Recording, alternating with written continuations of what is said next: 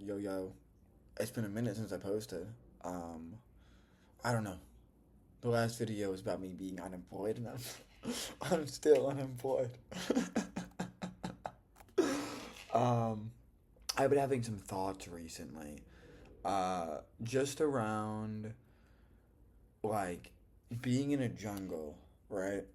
And if you are gonna like walk around in a jungle and you don't know where you're going and there's like no real like light to see through, you're gonna like start to go in circles and like you'll think you're creating a map and a way how things are. But if you never like start to be like, is this really the way that things are? You can get super lost in the sauce. And without having markers on where you are, like whether it's like using a fucking rock to fucking make sure you've been there before so you can start to carve out a landscape, it can be incredibly challenging to know what to do or how to go about it. This has been a very like ridiculous time in my life. I started a drop shipping store and have been profitable on that, but I paid way more money than I should have for coaching. And then I found out that the coach said that most people actually don't make money on this, and I'm actually one of the people that did. And I was like, wow, you're charging a crazy amount of money for info that doesn't really work. But that's okay. And now I've been rejected from a couple of final round things, and I'm just like trying to keep my head on straight because all I can really do is like whatever I have to do that day that I think that can have the most positive impact on my life is just like the tasks that I have to accomplish. And just like trying to be my own boss because it's like, I don't know, what else can you really do? But I guess I just really wanted to come on here and give the bamboo story because I don't know. Maybe that will give someone something. It's like not so before I don't know why I came up with that on the spot, but my main thing was just like you kind of have to like grab a machete and just start swinging shit around, and eventually like as you like act like a bull in a china shop, which is something I used to be called a lot, and I would still say it's kind of like applicable. You carve out your own sort of path because it's like yes everyone else may view you as a bull in a china shop, but like there's a method to the madness. But first you have to like have enough madness and have enough self-awareness to the point where like oh like I'm doing this again. And if you're just like going in that circle because like you don't understand who you are and where you're coming from and how you've led to the person that you are, you'll just like stay in that jungle where like the grass is so overgrown and there's no markings where you're trying to make a map of it but you can't tell where you are because it's like every oh god, Ronald's here. Chillax, G. Chillax. Um oh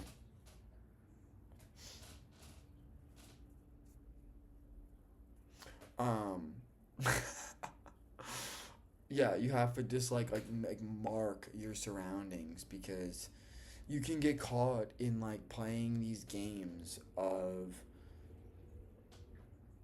just something that like there's a quote in a book I read. Here, I'll be right back. You know me and my books.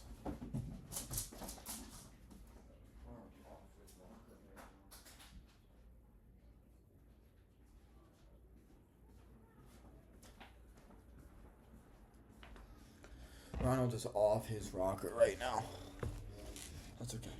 Okay, right here. So it's this thing where it says, when winning is more important than playing, the sport or activity is no longer a game, but a job. Thus, we can say that for some people, work is play because it is pleasurable, flow, while for others, play is work because it is painful, push. And I think that's so wise.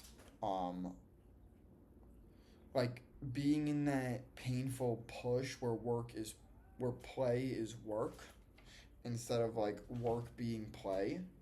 Um, like that play is work the time where you're supposed to be like being creative and being yourself and leaning into who you are. Like that is so rewarding and it's very uncertain. Um, whereas like play being work is like why so many people are so like downtrodden. Uh, and like I truly think like everyone kind of has their own special talents on what they're able to do and like how they're able to find that flow and going back and being like everyone people will say like, oh, when you were like 10 or 13 or whatever, like go do that, but it's like the thing you were doing this then and the thing you were having fun with, there are certain underlying patterns in that that can like lead to something that is more creative and you can bring it out. And living a life of flow is just so much more rewarding than a life of push. I mean, there's the Cephas or Sisyphus, like pushing the ball like up the hill every day, and it's like that's like how some people live. But if you're just like in flow, it's just like you're like being carried by your nature to where you're supposed to be going, and it's rewarding and it's fulfilling, and you take each day for like a certain gratefulness for how it all goes. Um, yeah. Damn, I probably should go through this book again. Look, he didn't even finish it. It's Fear of Life. I don't know if you can like read that or if it comes up backwards for you guys. I don't know how that works. And then I picked up his Bioenergetics, which is about like TRE, but I wasn't able to like read it. It was just like kind of slow, and I'm waiting for one of his books again that are similar like this. But this is cool. This is about the Oedipus complex, which is like there's I guess a theory or a story in dude, like, what are you doing down there, bro? Ronald just chilling under the desk. He's just like low key cracked out right now because I was out all night. Um, Pretty much it's a Greek theory, or I guess like a short story around, uh, like, so when Pedus is born, his father goes to the Oracle of Delhi, which is like in Egypt or something like that, and the oracle says that like your son is going to like father or like kill his father and marry his mother, so he like puts him out, and like ties him up pretty much, and like a pedis like means like swollen foot, so some guy saves him and like raises him as his own son, and then a pedis grows up and he goes to the oracle of Delhi, and he hears the same thing, so he leaves home because now he doesn't want to go and fulfill the prophecy. And on his travels, he inadvertently kills the king, which is his father. And like I don't know the whole shebang because I've only read it from this. Um, and he kills his dad, and then like the Sphinx is going around and like telling a riddle and being like he's killing, and just like whoever can solve this riddle like marries the queen. And the riddle is that like which animal when they are first born is on four legs, when they're an adult is two, when they're older is three, and it's a human because you're crawling, you're walking, and you have a cane, and he gets him to go, and then he like marries his mother, so he like fulfills the prophecy. Um, and then there's like a longer version where like he like finds out that he actually killed his dad because he put in an investigation on who killed the king, and then like the mother kills himself, and he makes himself blind, but it's a whole ordeal. And this is kind of just like on how the Oedipus complex has made it so that like in modern society it's almost unavoidable, and like for children between the ages of like 3 and 5 they're like always gonna have um like not like sexual relations or like feelings towards their opposite sex parent, but like some like kind of, but not in like a despicable way, just in like the way how a baby would understand it. um and the relationship between how like that kid then relates to their same sex parent and how they relate to the opposite will like fuel their judgment and like how they almost walk about the world and how they carry themselves and the relationships they're gonna find themselves in. And people are just gonna like consistently be like once the Oedipus complex is in place, it's hard to work out.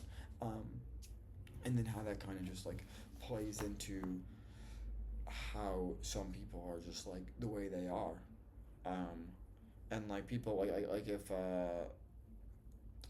their dad or their mom was like very like so like playing into the role but not like obliging, like what that would mean, and like the like kind of like the repression and the suppression that these kids go through because they're just like shut off from like the parental love that they need, and the walls that then get like put up and around the rest of their personality, then like doing the work in order to uncover I guess like who you are. And this is like Fear of Life, the Wisdom of Failure, where it's like being afraid to like take a risk and go forward and like, but just like, if you're afraid of like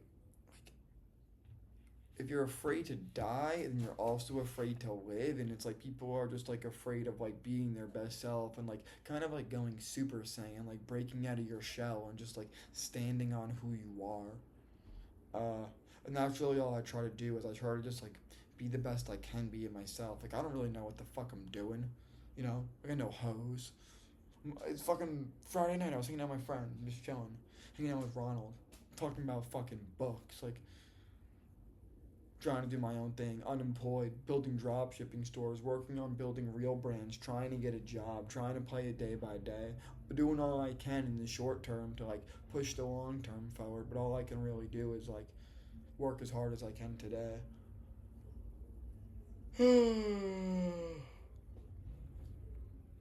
I don't really have much else.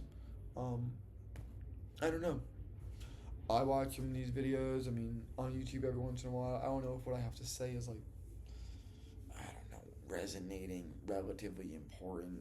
People find it cool. I honestly don't really care. I kind of just enjoy yapping because if I'm not yapping to myself, I mean, I talk to myself way too much.